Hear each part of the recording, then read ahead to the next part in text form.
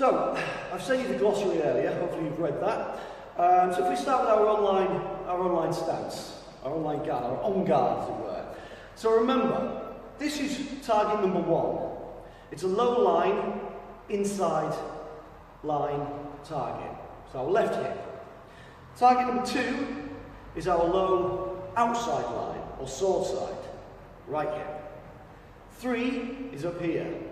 Now what I want you to do is I want you to aim for the centre of the chest there, basically, on this quarter, you say, our upper right hand side. That's 3. So it's high line, sword side, or outside line. Don't worry about it too much. On this side, our inside high line, or our non-sword side, this is 4. 1, 2, 3, and 4. Let's not worry about 5 or 7 or any of these others right now, just 1, 3 to 4. So remember, we don't want to drag our point through our opponent's eye line. We've always got to cross this centre line. Remember the visual imagery of the thread. If it's high line, we've got a thread joining our chest together. If it's low line, we've got our bellies joined by a thread. So if it's an attack to 1, a target of 1, a cut to 1, whichever it is, we need to do a parry of 1. So I need to drop the point and push across, leading with the knuckle bow. Check the time. Parry clock, or the wristwatch parry.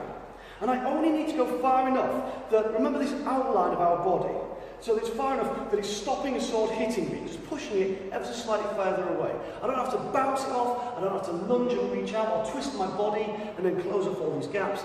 Literally just drop the point and push it across, leading with the knuckle bow. Simple as that. A target of 2, so we parry 2. We're just going to bring it across this way. Remember, we're showing you the time this time. Parry 1, what time is it? Parry clock. Parry 2, there we go, I'm showing you the wristwatch. 3 is now straight up here, remember. So this is the windscreen wiper parry, a semicircular drawing with our tip of our sword. So we're now into the high line. And 4, of course, over here, so just leading with the knuckle bow, pushing it across. Just far enough again that it's beyond my line. Keeping our points straight up or straight down. What you'll also notice, and again remember, keep it pronated, generally. My forearm is still parallel to the ground, largely. I'm not raising up and stiffening up, my elbow doesn't come up here, my shoulders doesn't raise up here. We just need to be nice and relaxed and do a lot of the work in our wrist. Brilliant. Nice strong wrist.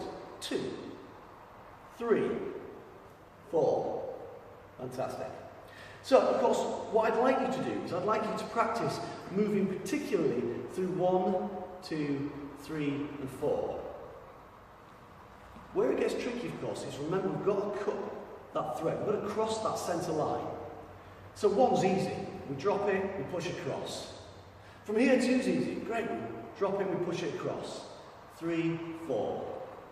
So from here, remember, we can always go to 2. Nice and simple, because the thread is now here. So we just need to drop, essentially, this is considered a diagonal parry. So we're going to go all the way around, snipping that thread, leading with my knuckle blow. 1, 2, 3, 4. From 4 to 2, simple. From 3 to 1, a bit trickier. Remember, we've got to drop the point and push it across. What we're not doing is dragging it down. That's just going to pull our opponent's sword into us.